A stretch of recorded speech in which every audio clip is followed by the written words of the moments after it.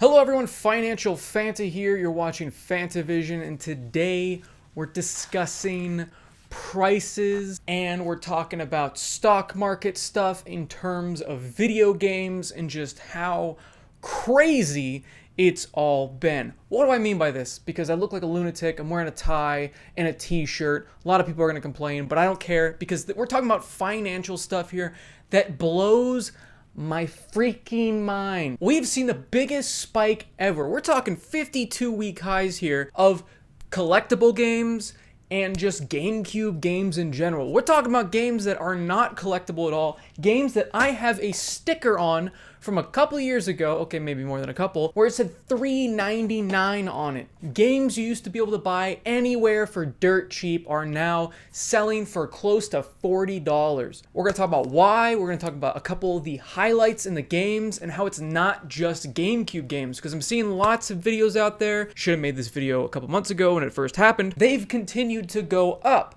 And a lot of these other videos are just talking about GameCube games. I get the tendency to want to talk about that, but I've been seeing a trend in other consoles as well besides GameCube. Now, GameCube does have something that is a little bit more unique than the other consoles. The other consoles I've seen basically the main collectible games going up, and we're going to go over a couple examples of that as well. Before we dive into some of these examples, please leave a like down below, really helps out, and subscribe. Getting really close to 50K, hopefully gonna hit that before the end of the year. So, what the hell is going on, you may be wondering. Why am I even talking about this? What am I talking about? And what is going on in the world? So, because people are stuck inside, people have been losing their minds. They've been online shopping, basically only online shopping, and because of that, there has been an increased demand in old retro games. Hell, even I dug out an original Xbox a couple months ago and bought an Xbox original controller off of eBay for 20 bucks just so I could relive some nostalgia and play some original Xbox again because I was stuck inside and I was bored. I am one of these people that have gone out and bought stuff. Now, thankfully, I have all of these GameCube games already, so I'm not spending $128 on Paper Mario, the Thousand-Year Door, and that's our first example, folks. This is insane. This is insane. I mean, if you look at the chart, I'm gonna put it up real quick.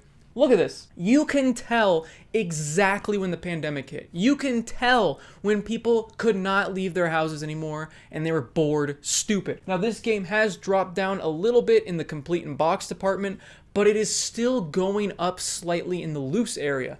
I see this game holding strong at that current price for quite a while, or as long as this quarantine / everything is closed and everybody's bored continues. Now, that being said, a lot of people are wondering, should I be buying right now? We'll get to that a little bit later on. Let's get into a couple more examples of what's going on. Now, this is the game I was talking about that used to be, $5.99.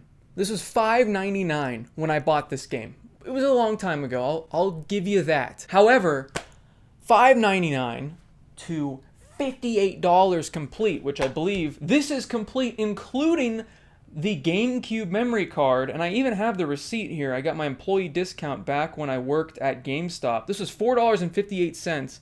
Oh my God, get this. I bought a GameCube system back then for $25. Yeah, this has increased by, what is that, 1,000%? That's insane. I mean, the stock market has been doing that lately. Video games, at least GameCube games, are doing the same thing. So are collectible video games. And we're getting to that soon, but first, I want to take a look at one more game I never thought would spike as much as it has. Pikmin Uno. Pikmin number 1 is going for $56 complete. And the weird trend about this is it went up in March, dipped a little bit, and then it spiked again. So this game is just, it's gonna keep going up. That's the trend. Right now it's just going like this.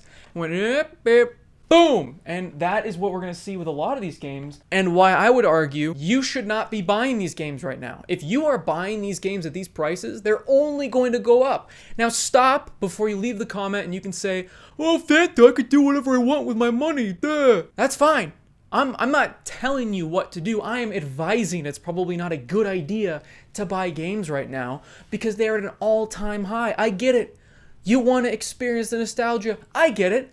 You're bored. Like I just said, I was playing original Xbox. I bought a controller off of eBay for $20. Now, I know that sounds like not a lot to a lot of you people, but I used to go garage sale game hunting, and those would be like 50 cents. So I spent way more than I ever have on an Xbox original controller because I wanted to have fun again. But there's a difference between $20 and $128 when it comes to Pikmin.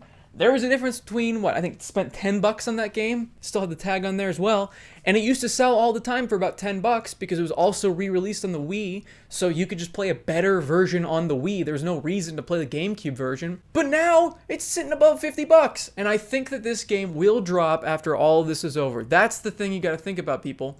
Before we move on to more examples of just how crazy the market is going, just because I think it's interesting, and I think you will as well, just wait.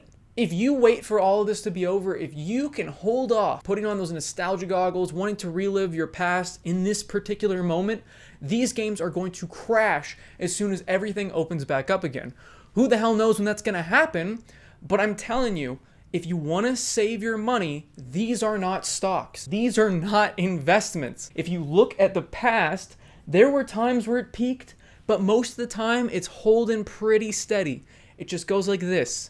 Not a big deal. There are so many other games you can be playing right now, and worst case scenario, you can emulate some of these games I'm going to be bringing up very soon. Another game I never thought I would see spike to this ridiculous price is Super Mario Sunshine. This has never been a worthless game, but this was a game that was holding steady at around $25 to $30. Now what is it selling for? $75 complete. $75. That is insane. And I get that it is very difficult to emulate this game, but good lord, is this game really worth $75? I would still argue no. Again, if you look at the price history before now, it has been holding steady around that $25 to $30 complete price. So this is just another game that is going to go back down once everything goes back to normal. Now let's talk about super collectible games and what has been happening there.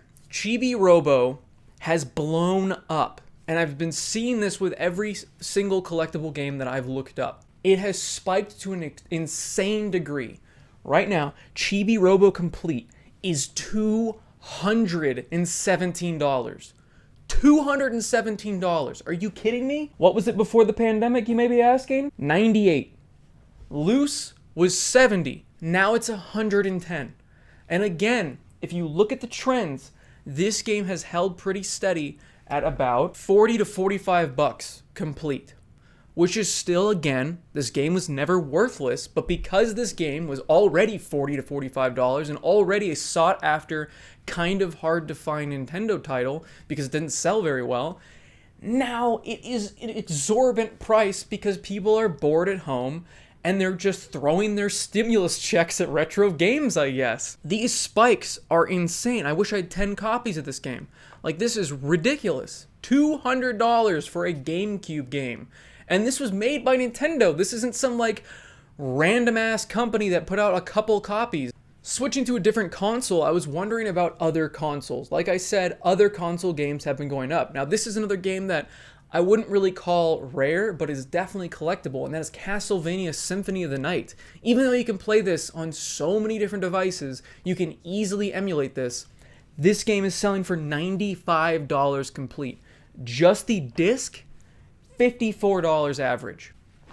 I don't get it. Why are people spending this amount of money on a game they can already play in a bunch of stuff? It just, like, it seems that collectors are bored and they're just throwing their stimulus checks at eBay. Now is not the time to buy this game. This is not a $95 game. Again, I have a copy of this game that I bought forever ago at a yard sale, but even back then, like, it wasn't ultra expensive. It was still a sought after title for sure. It's held its value for a very long time, but $95, I don't think so. Rare games have exploded in the retro resale market. Haunting Ground was always around a $100 game. It was very pricey forever, and it had only been creeping up little by little because this is an actual rare game and there's only going to be less of this game over time. Makes sense. However, it is gone from about $170 before the pandemic to $376. This game costs more than a console. This game almost tripled in value since the pandemic. That is insanity. If you are looking to collect games, I'm going to say this again, I have to, please don't buy these. Like, just wait. After the pandemic, everyone's going to stop spending ridiculous amounts of money on games that they're just going to throw on a shelf. Because they're going to go back into the real world, they're going to go back and socialize with people, and they're going to stop just staring at eBay all day, feeling tempted to buy something they don't need. Another PS2 game that has skyrocketed is Silent Hill 3. Before the pandemic, $30 loose. After, $65. Complete before the pandemic was $55. So the complete before the pandemic was less than it is now, loose. And guess what it is complete? $111. It has doubled in price since the beginning. It's just absolutely bonkers to me that people are doing this in a time where people should be financially struggling. But again, it just seems like people are taking their stimulus checks and just shooting them into eBay and expanding their game collection. So overall, I just find it absolutely fascinating how everybody wants to relive their childhood or expand their collection during this time as they're bored, sitting at home, shopping online. And I've had a lot of people in streams telling me that they're spending this amount of money on these games, and I'm telling you, you gotta wait. You should wait, rather. I mean, you can do whatever you want, but you should wait until after this all blows over, because the games will still be around, and I'm telling you, the prices will come back down. People are bored right now. I know you are as well, but there are other ways you can be spending your time besides this. Again, your money's your money, but if you wait until after, you can buy even more games to relive your childhood after they all come down in price, because they're all double, triple, sometimes quadruple what they were before this all started. So let me know what you guys think in the comments down below about this whole situation where retro games have just spiked up in price. Like the video if you guys liked it, subscribe for more content, and as always, have a fantastic day. See you guys. You know, it's funny, for a long time, I have been regarded as a hoarder for having all these retro games and having duplicate copies of the same game, which included a lot of the games that were mentioned today. Who's laughing now?